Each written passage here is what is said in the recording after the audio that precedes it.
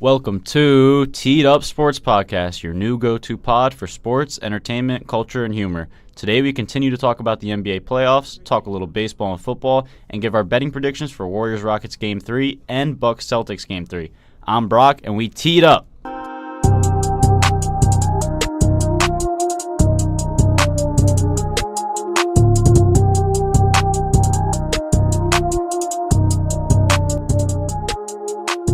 All right, let's start with the NBA playoffs. We're going to talk about this Bucks-Celtics Game 2. Bucks won very big. They won by 20 points and take a dominating Game 2 win. Kyrie had 9 points. Jason Tatum had 2 points. That was kind of the story of the game. The Celtics couldn't make a lot of open shots, and the Bucks just dominated in the paint. They shot very well from three. Chris Middleton had 28 points on 7 for 10 three-point shooting. And to me, that was the story of the game, is Chris Middleton shot very well. He was kind of proving himself as an all-star, and the Bucks just weren't missing from deep, and the Celtics had no answer about that. Ty, how do you feel about that, considering we all said it, but you refused to listen to us? Actually, that's cap. Coming in, I did say I did see the Bucks. In last podcast, if you went check, I did say I seen the Bucks winning this game. I didn't see them winning by this much. But honestly, it was just a bad night for us overall. We were just missing too many shots, open shots, taking bad shots, contested shots. And frankly, the Bucks were just making theirs. Middleton, as I was watching the game, he was sparking. He couldn't miss. So that's really all the issue there. I like how we played Giannis. I'm not too worried about him. Middleton saved them. His team pretty much saved them, hitting all those threes. They won't be able to replicate that for Game 3, so there's not much to talk about on this. Good win for the Bucks, bad loss for the Celtics. We'll be going on to the next game. Kyrie did not show up at all. I'm a little disappointed. I remember 2 podcasts ago when we were talking about Donovan Mitchell and how he played that bad game, and I was saying how he has no experience, he has time to learn. Well, Kyrie has experience, so this is unacceptable. There's no reason he's 4 for 18. That's unacceptable. Like, he should have done way Everyone better has than a that. bad night. No, everybody has a bad night. That's Honestly, one night. That's his only bad night in the playoffs. Honestly, what I saw from watching the game, and we were at Buffalo Wild Wings watching this, so TVs were a little small, so maybe I didn't see it properly. Boo. But yeah, shout out Buffalo Wild Wings. If you want the sponsorship, give us a call and maybe we'll fall through with that. But honestly, Kyrie Irving, like what I was seeing from him is he seemed like really hesitant to just kind of take over the game himself. Obviously, he was missing some shots, but he seemed like he was trying to make the right play every single time. And the playoffs aren't about that all the time. I mean, sometimes you got to take over and score. Kyrie's the star of this team. You can't rely on Jason Tatum because he seems a little bit inexperienced. He also shot terribly. He had 2 points. I mean, that's atrocious. Marcus Morris isn't a star. Jaylen Brown's not a star. Gordon Hayward didn't seem that good. I mean, like all these guys are not your star. Like Kyrie, you are the star. So him trying to make the right play every single time, him trying to facilitate. I respect that. That's something that like Westbrook could learn from. But I think Kyrie needed to have a little bit more killer instinct. This is a game 2. If you could seal the deal on this, you would be in a phenomenal position. Now you go to Game 3 and 4, and who knows what can happen. Yeah, he definitely needed that killer instinct, but I mean, you can't get mad at that. Then again, like Ty said, it is one game, but it was looking a little bit like Westbrook out there. Kyrie's obviously not Westbrook, but you can't get mad at him for having that like killer mentality, trying to take over. Like you said, he is the star of that team. Yeah. Who's he like? If he doesn't show up, which he didn't, who else is there to count on? Which people did show up today's game, but that's not on a regular basis. Ty might think otherwise because he's a Celtics fan, but Kyrie has to be the one that shows up. He just couldn't get his shot off, I think. Yeah, shot, and like I said, he was just trying to facilitate too much, trying to run these set plays. I think Brad Stevens might have told him to do something like that, but it didn't work. And the Bucks, they're too tall of a team. You're not going to be able to make those contested shots on them. You're going to have to get open shots or easy lanes. The Bucks, I mean, they're just an elite defensive team. They're an elite offensive team. That's how you do it. we're laughing right now. Yeah, we have the stats up, and Malik just pointed at Robert Williams the third because that man had like 20 minutes because they were losing so bad. Yeah, and I mean this game was effectively over in the third quarter. So the Bucks had I think they had a 24-2 run or something like what's that. What's the next topic? We don't got to talk about this. No, Celtics had a bad game. Literally, what happened? We missed all our shots. Simple as day. That will not happen in Game 3. Just Kyrie. Like Kyrie missed. Okay. Kyrie definitely didn't show up. It was his first bad game of the playoffs. It won't happen again. What about Games 3 and 4? You think the Celtics respond? We win Game 3, and I'll look to see from Game 3. I'll decide on Game 4 once Game 3 is over. We win Game 3. I personally think the Bucks are going to win one. They're going to go 1-1 with the Celtics and regain their home court advantage. I see the series going 7. I think the Celtics are going to have some good games, but I know the Bucks can win one on the road in these games 3 and 4. I personally think Game 3 might be the game for the Bucks. They got the momentum right now. They've been shooting well. I think they can figure it out. I think Bucks could take one from away at the Celtics crib, but I don't see them winning the first game at the Celtics crib. Not the first one, maybe the second one. And if they do lose the first one, being down 3-1 is not that good. Do y'all know how hard it is to win in the TD Garden? They're not gonna win. They're not it's gonna hard. win. It's not like They're not gonna win. If LeBron did it a couple times. That is all right. The greatest player of all time won in our arena. Yes, the greatest player of all time. We're going to have the Paul Pierce debate on here probably during the offseason. Oh, but we're not going to do that right now. Can't wait for you guys to hear this. Let's get into this Nuggets-Blazers series. This series is tied 1-1. The first game, since we recorded the day of the first game, we didn't get to talk about it, but the first game was very high scoring. It was a fun game. Jokic performed out of his mind. He had 37, 9, and 6 or something like that. He had 37 points, though, which is obviously incredible. And the Nuggets were just firing on all cylinders. Everyone was doing good. Their defense was pretty lackadaisical, but they were scoring so well that it didn't matter. The home crowd was into it. They were hitting their threes. That was the story of the game. However, Game 2 was the polar opposite. This was a slow-paced game, a lot of missed shots. I have some stats here. So this is produced by Synergy. They're like an advanced statistics, I guess you'd call it a company on Twitter. The Nuggets shot 2 of 14 on unguarded catch-and-shoot jumpers, 3 of 21 on catch-and-shoot overall, 14 of 34 at the rim on non-post-ups, and 6 of 17 on putback attempts. All those shots are easy shots. Putback attempts are easy. Unguarded catch-and-shoot, I mean, come on, I could make those. And then 14 of 34 at the rim, non-post-ups. So those are like layup attempts, dunk attempts. Just a terrible game from the Nuggets overall. I mean, those stats speak for themselves. They only lost by 7. The final score was 97-90 with the Nuggets losing. But the Blazers, I mean, the story of their game was the role players showed up. Damian Lillard only had 14 points. He shot pretty abysmal from 3, 1 for 7. But they still end up winning the game. And I think if the Blazers win that Damian Lillard game where he does terrible, it's kind of a bad sign for the Nuggets. What are you guys' thoughts on that? I mean, they won that game because you can look. Other players showed up. Yeah. I mean, they didn't really. No one dropped like 30 or anything, but they all did their role, like you said. The role players showed up. So even though Dame had a pretty bad game, everyone around him was still doing their thing. So they didn't have to count on Dame or CJ, to be honest. But yeah, and I think in terms of the Nuggets, they needed somebody to kind of show up and be the star, and the Nuggets didn't really have that yesterday. I mean, Paul Millsap was doing okay, but he didn't do enough. Jokic was doing okay, didn't do enough. I mean, Jokic actually got everyone a lot of looks. And like I said with those stats earlier, they just weren't hitting. And they got a lot of jump shots that were wide open or good enough. The ball's got to go in the hoop, though. The NBA, we say it all the time, is a make-or-miss league. And the Nuggets just missed last night. And I think they got a rebound. And, again, once you're in those 1-1 series, you need to regain home court. And I think they're capable of that, but this is a pretty bad loss for the Nuggets. It's not one that you want. Yeah, I think after they just started missing countless shot after shot after shot, open shots, layups, they just kind of lost confidence. I feel like that's where you got to bring in a veteran, come in, let's take a timeout, talk to the players. Listen, don't worry, compose yourself. The next shot will go in. You're thinking too much about your shot. If you get it, just take it and get comfortable looks. Overall, bad loss for the Nuggets. They shot horrible. They played horrible. But I don't expect that in Game 3. So let's get into the Sixers-Raptors. Yeah, let's talk about that. Nuggets game was kind of boring. So the Sixers-Raptors, that series is also tied up 1-1. The Sixers ended up responding, and we were talking on the podcast how the Sixers kind of looked dead in the water. They had a pretty bad Game 1, but they came out and responded. I think it was more so the Raptors' lackluster offense. Just weren't shooting the ball very well. It's kind of the same story of the Nuggets yesterday.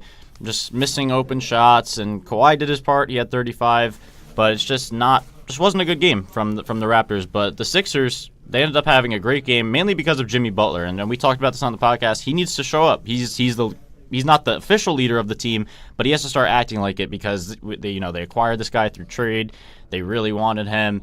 I mean, this is your guy. You know what I mean? He's your best defensive player. He's not the best offensively, but he's capable. And and they really, really needed him today, and in that game, and he showed up. He had 30 points and 11 rebounds, a really good double-double. Nobody else showed up for the Sixers so much. Embiid only had 12 points. Tobias Harris had 9 points, but Jimmy Butler, he showed up, and he was a grown man, and that's how you win games in the playoffs. Jimmy Butler played 42 minutes and dropped 30 points. My question is, Ben Simmons played 44 minutes and only dropped 6 points. Well, that's Ben Simmons, yeah. But he's gonna have to show up. I don't see them. They're not gonna beat the Raptors. I don't think they're gonna beat them regardless. But it's not even gonna come close if Ben Simmons doesn't show up. Jimmy Butler. I mean, I like Jimmy Butler a lot, but I don't think he can carry this team to replicate this performance like again. Every game. Yeah, and he shot really, really well from 3 too. I think he shot 40% from 3, which is. Yeah, Jimmy Butler isn't a good three-point shooter, so just had an outlier game. And honestly, this is a game that the Raptors are going to think this one got away. And, it did. It got away from them because they cut it to, I think, when they were down 2 in the third quarter or something like that. And the Sixers just kept throwing punches back. I think Jimmy Butler had, 2 big N1s that kind of killed momentum for them. And, I mean, the Raptors are going to be upset about this one, but all they can do is just go into Game 3 and hope they can take it. I want to talk a little bit about Embiid. This is the second game. He didn't really show up. Only had 12 points. Only took 7 field goals. Not too sure what that was about. Only made 2. How do you guys feel about Joel Embiid? That's essentially their star player. They need him to perform.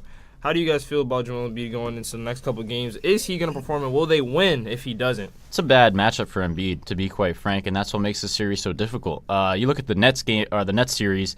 He was a monster because nobody could really guard him. And when they did throw somebody on him, they had a double team, and he could kick out, and it leaves guys open. But Marc Gasol is a good defender. Ibaka, when he's on Embiid, is a good defender as well. Kawhi can help out on that. I mean, they just have a lot of guys who are going to help out on Embiid. And Embiid, I don't think – he's athletic, obviously, but I don't think he's quick enough to get past some of these guys. He's not shifty or anything. Obviously, he could shoot. He hasn't really been shooting well, but – It's really just going to come down to bully ball for Embiid, and I don't think he's capable of out-bullying the Raptors. They just have too many good defenders on one team, and if they throw the double team, they don't have to worry about Jimmy Butler taking a shot. They don't have to worry about Ben Simmons taking a 3, obviously. So there's a lot of room for them to work with on double-teaming Embiid and taking him out of the game. You asked, will they win if Embiid shows up? Well, both. If he shows up, will they win? If he doesn't, will they win? How do you? I mean, obviously they won't win if he doesn't show up. He hasn't shown up yet, and there's not really doing anything. They won 1-1. They won the game. Yeah, you got to give credit to them for that. 94-89. Yeah. Raptors are still in each game, and they won the first one. But if he shows up, I still don't see them winning. I don't see. So you got Raptors winning the whole series, overall? Yes, in 6. What about game 3 at Philly's first home game of this series? What do you think is going to happen in this one? Raptors. I'm taking Raptors. Raptors? I think Raptors in 6. I don't think it's going to 7. Okay, I respect that. Vegas opened the spread for this game, Raptors -1.5. Does that make sense to you guys? Because it doesn't make sense for me. I think the Raptors are capable of winning this game, but Raptors to be the favorite in this game, to me, that's just a little wrong. I would have expected the Sixers to be favored at least by -3, something like that. No, it doesn't make sense to me. I don't understand the logic behind that at all. I know Philly went and won that last game, which you'd think would even propel the spread to be different, but apparently not. I guess Vegas got Raptors winning this one easy. Well, not easy. -1. But they shouldn't even be -1. At the home court, they just came off a loss. I don't know about that. It's a little suspect. definitely a little shady there. So you got Raptors winning that game, Max? I don't necessarily have Raptors winning that one, but I think it's going to be close. I definitely would give the edge to the Sixers though if I had to, because it's typically known that Game 3s at home are like an easy win for the home team. It's kind of like historical. Everyone knows that, especially when it comes to betting, that Game 3, the home favorites usually perform well. But the Sixers, they play well at home. I mean, Philly is always rocking. I remember when they had Meek Mill come to the game versus the Celtics. That was insane. They would have won no matter who was on the floor. I could have been the point guard. They would have won the game just because that atmosphere was insane. But I mean, I would assume it's kind of a similar thing here for the Raptors. They're going to go home in Game 3. Their fans are very passionate, so I think they should be able to take that. I'm not going to bet on it. I'm not going to really make a solid prediction, but to me, that line just doesn't make sense. I would have to give some edge to the Sixers there. Yeah, I was actually going to say something about the fans as a whole for Philadelphia and how that's going to affect their game. Hot take here. I got Ben Simmons either getting a triple-double this game or at least 20 points with Kylie Jenner in attendance. Kylie Jenner? Kylie Jenner? Not Nah. Kylie, Kendall. Kendall Yeah, Jenner. Kendall. All With right. Kendall Jenner in attendance. His girl's gonna be on the sideline. I think he's gonna show out. It's home. Do you it's have some home. Nah. inside info on His that? family probably is gonna be at that game. I mean, Yeah. I've so never what seen though? Ben Simmons' family actually. I His think- sister's a baller. She's pretty good too. Wait, do you have inside info? Kendall's gonna be at that game? Kendall Jenner will be at that game. You might not. Heard it even here if she's first. not courtside, Yeah. she will be in the skybox. She will be She at that doesn't- game. The sky Not going box. to no skybox. No, Ben but Simmons, yeah, hot take. Good game for him. I think It's not possible. I think Sixers are gonna win the next one and lose game 4 and 5. That's reasonable. That's and That's Raptors that's usually why, two yeah. lead. I that actually makes a lot of sense, Very and that would reasonable. be the best. Let's get into our last game that we have to talk about, the Warriors-Rockets game 2. The Rockets came close again to winning this one. They've just been throwing punches, and the Warriors just keep answering back. The Warriors, pretty much everyone had a good game for them. Clay was doing his thing. Curry, well, actually, let's talk about the injuries for a little bit, because some injuries were important in that game. So in the first quarter, Curry went out with pretty much what seemed like a broken pinky Yeah, it or a looked broken ring disgusting. finger, Oh my and God. that was No, it looked nasty. gross. It Like looked there was nasty, pictures on yeah. Twitter. It was like, You could Google it if you want. It looked like it was just bent in half Yeah. essentially. But I personally thought Curry wasn't going to come back into the game. I thought if his finger's broken, they're going to have to do an x-ray on that or whatever. But he came back within the next quarter, and he ends up dropping 20 for the game. He didn't really shoot that well, and you could tell it kind of affected him. But Curry's not going to be 100%. He might be 85% or 90%, but he's not 100% because of that finger. And you're going to tell it's going to take some time for him to get used to. On the flip side, Harden got poked in the eye by Draymond, and I was joking around. Draymond doesn't clip his nails, so that's like getting stabbed in the eye, Yeah. and it really looked like that. If you see the memes and the pictures of Harden, I'm sure you guys all have. Harden's eyes were bloodshot red, and he was kind of squinting the whole time. Stay so, off the weed. so Harden was at a disadvantage for that too. He was looking. He played well. I thought Harden played very well. He's making more shots. If anything, that bloodshot eye might have helped him. He ends up scoring 29 points. Just kind of injuries on both sides, though, threw off the tempo of the game for both teams to begin with. Harden didn't come back until the second half, I believe. So this was, or did he come back in the end? He came back end of second quarter. End of I second think, quarter, yeah. But, the Rockets played a good game. They shot the lights out.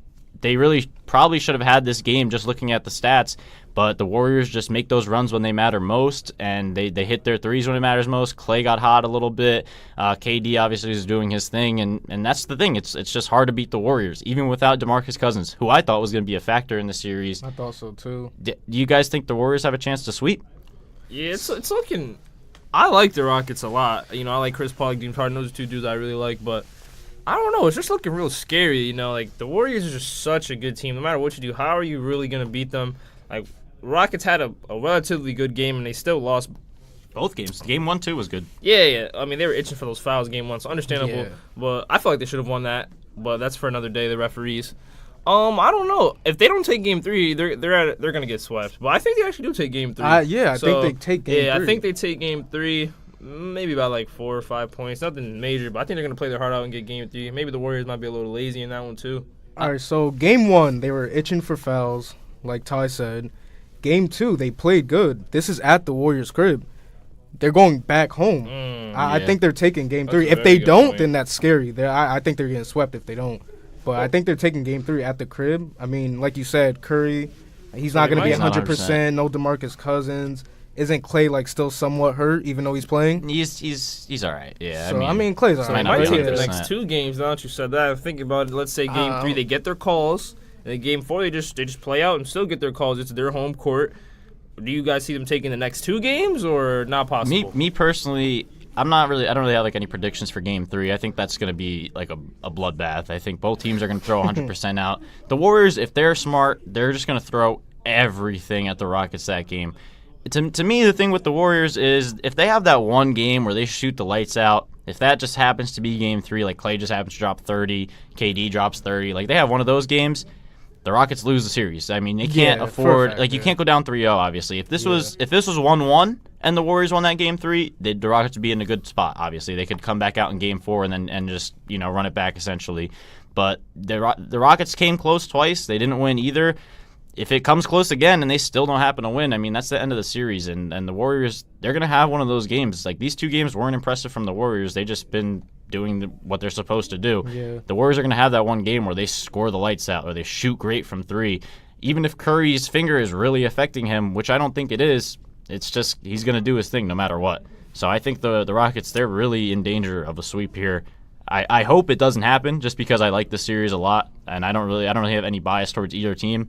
But it's just you got to always be scared when you're playing the Warriors. Yeah, it's looking scary for the Rockets. I mean, I never had this series going to Game 7 anyway, so I'm not really surprised.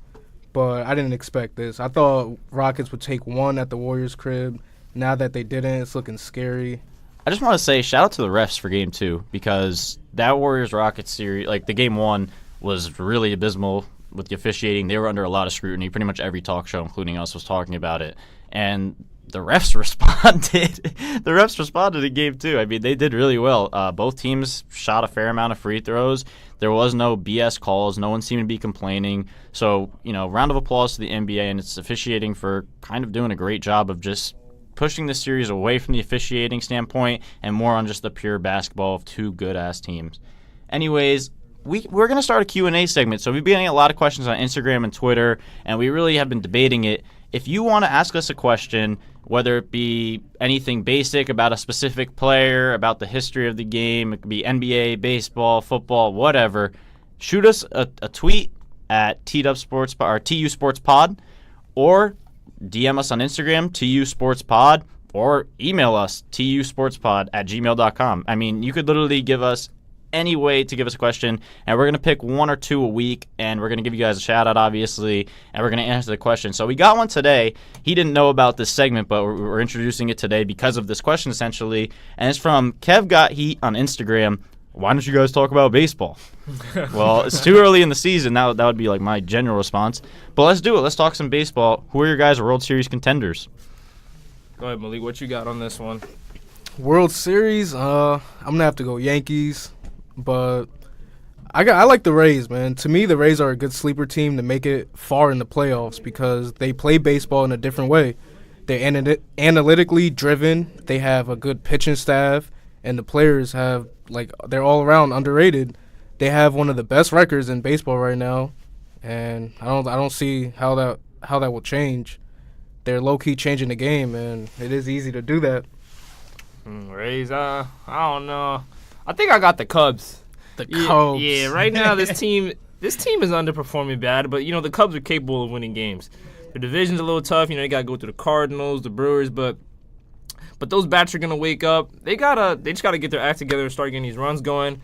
I mean, last year I feel like they should have made the playoffs. I don't know about you guys, but they kind of choked it at the end. I feel like the pitchers will start doing their job though, start getting things going, especially John Lester.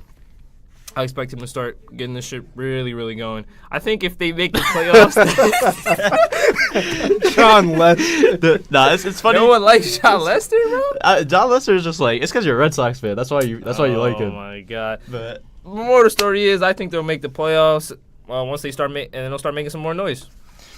Me personally, I got the Yankees. So right now they're a little injury ridden, and I'm a Yankees fan. That's not the injury ridden part is not cap. Like you can't even debate that. They have like a whole all-star team on the IL.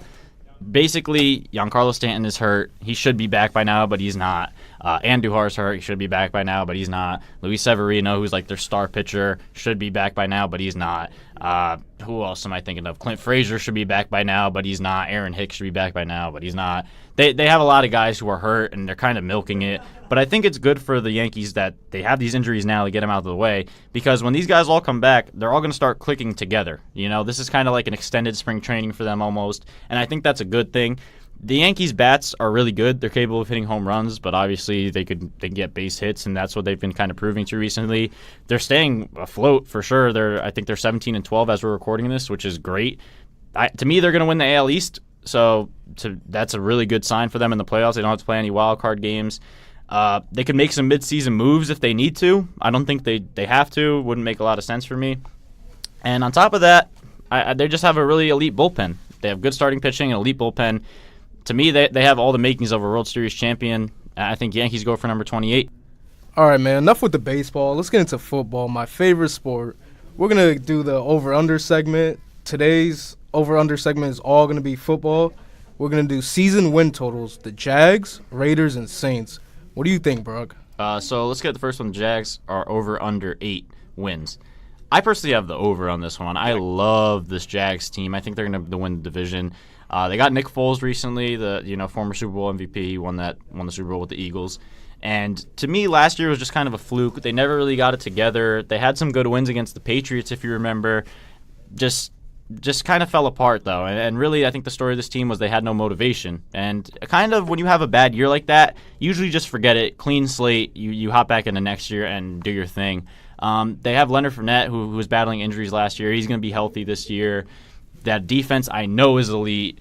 I'm really sold on this team. I think they're going to win the division. I'm going to go ahead and say they win nine games, definitely. Maybe 10 or 11 games if things go really well. Yeah, I'm going to go with over 2.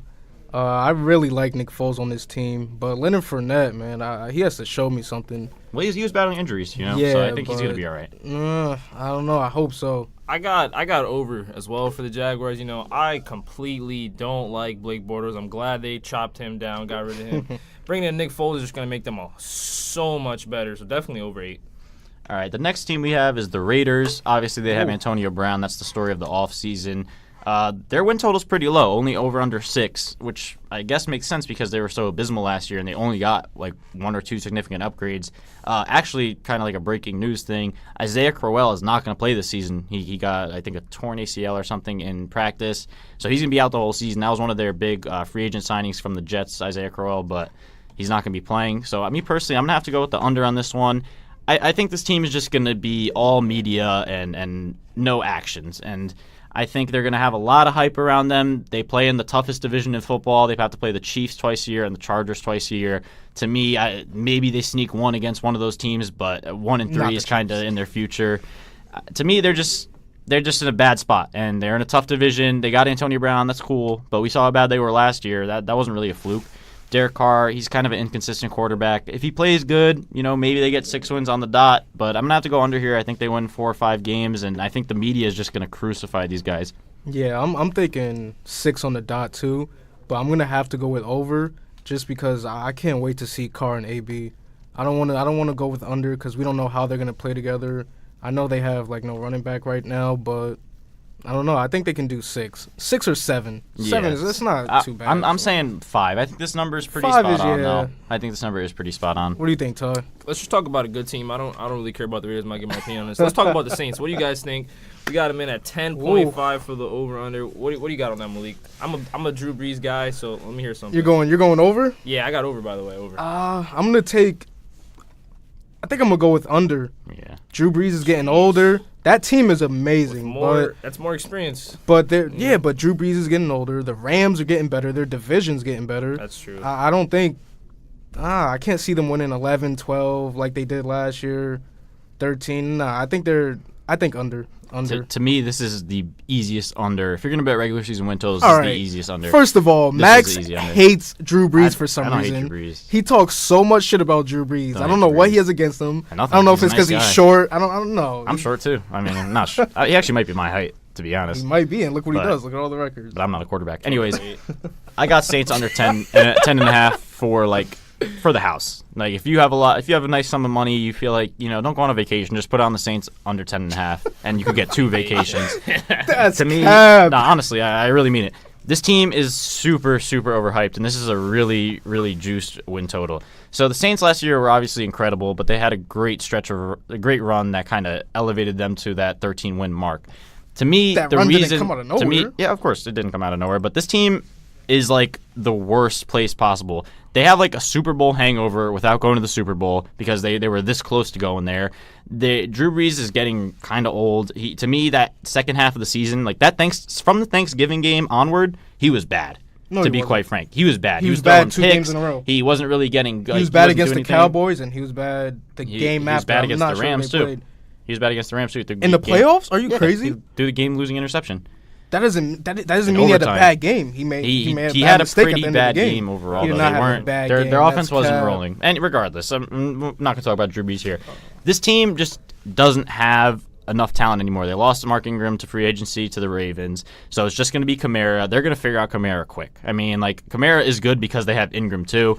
They don't have that anymore, so it's just going to be Kamara. Their wide receivers are good, obviously, but it's just Michael Thomas. You're putting a lot on Drew Brees' plate. And on top of this, their division is good, man. Their division is good. They underperformed last year. I say the Falcons are going to win like 8 or 9 games this year, so the Falcons are going to be a lot better. They got those guys back. They just had a mess last year. Everyone got hurt. Yeah. The Panthers are always good. Cam is definitely capable of winning one against the Saints. He does it almost every year. You saw how big McCaffrey got?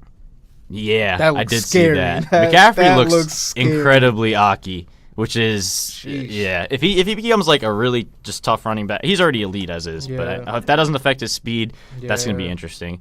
But yeah, I really like the Saints under 10.5 wins. If they get 10 wins, you still win your bet. So to me, I think they're going to win. Like I think they're going to go 7-9, maybe 8-8. Like I don't think they're making the playoffs this year. What? Yeah, they're not. Like you could write this All down. right, Like this, like you bring this back. I'm you guys got to remember this because he's talking out his ass. I'm not right talking now. out my ass. Not making the playoffs. I got under 10.5. Like booked that. Like I might bet that myself. Like I really, really like that bet. They're not going to win 11 games. Stop. However, I'm going to go on board and go even a little bit further. Maybe this isn't true, but I'm going to go a little further. They're not going to win 9 games either. I think they're going to go 7-9 or 8-8. That's like my actual prediction for this team is 7-9, 8-8.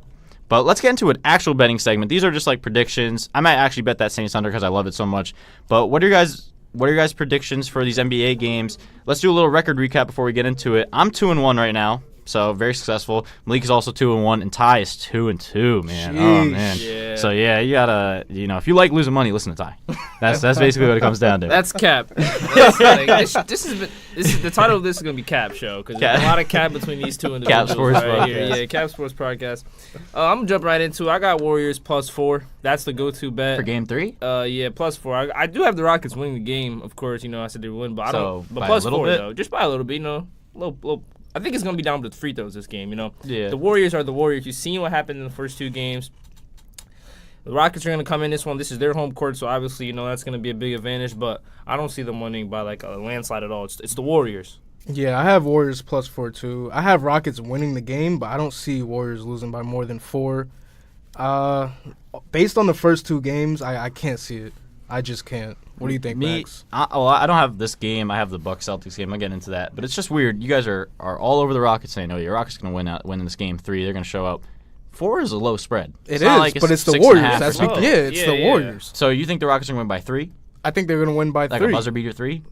Not even a buzzer. Because you got to remember, too, they like foul at the end of games. Yeah, I think it's going to be like it's going to come down close. Like he said, free throws. I think free throws. I like the Warriors +4 too, but I think the Warriors would win the game. Like I don't think the Rockets are going to win that game. Oh, well, then it doesn't matter. It doesn't matter anyway. It literally doesn't matter. Yeah, it's +4. Just weird logic to me. But you know what? I think I got my favorite bet. It's a difficult bet. Like it's one that's hard to swallow. Like I don't think a lot of people are going to want to bet it, but I like it. I think it's good enough. I have the Celtics, or no, not the Celtics. Sorry. I have the Bucks +2.5 playing the Celtics at the Garden.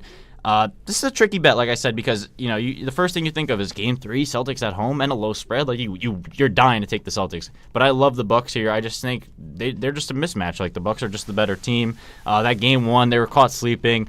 They need to get home court back, and they're going to win one of these 2 games. Maybe it's not this Game 3, but that's the one I'm predicting. They're going to show up. That crowd's going to be roaring, of course, but I think the Bucks are just due for a really good game. I think Giannis is going to do his thing. That's one of my bets. That's the one I like, and I might have to take a picture of me betting Ty on this and post it on Instagram for you guys all to see. Yeah, if you guys want to go bankrupt, put all your money on this. Go with Max right now. He's not winning. The record speaks for itself. 2-1. Bro, he has one more win. Like, what does that mean? Like, that's the smallest sample size 2-1, ever. Man. Like, the record speaks for itself. 2-1. It's cap. It's cap. All right, guys. Thank you so much for listening. Be sure to follow us on Twitter and Instagram at TU Sports Pod. I repeat, that is TU Sports Pod. Be sure to listen to us on SoundCloud, Spotify, Apple Podcasts, wherever you get your podcasts. We're also on Podbean now. It's like a new podcast site we found about. So Podbean, SoundCloud, Spotify, anywhere. Just look up Teed Up Sports Podcast. Thank you all for listening today. I'm Brock, and I'm out. I'm Leak, and I'm out. And I'm Ty, and I'm out.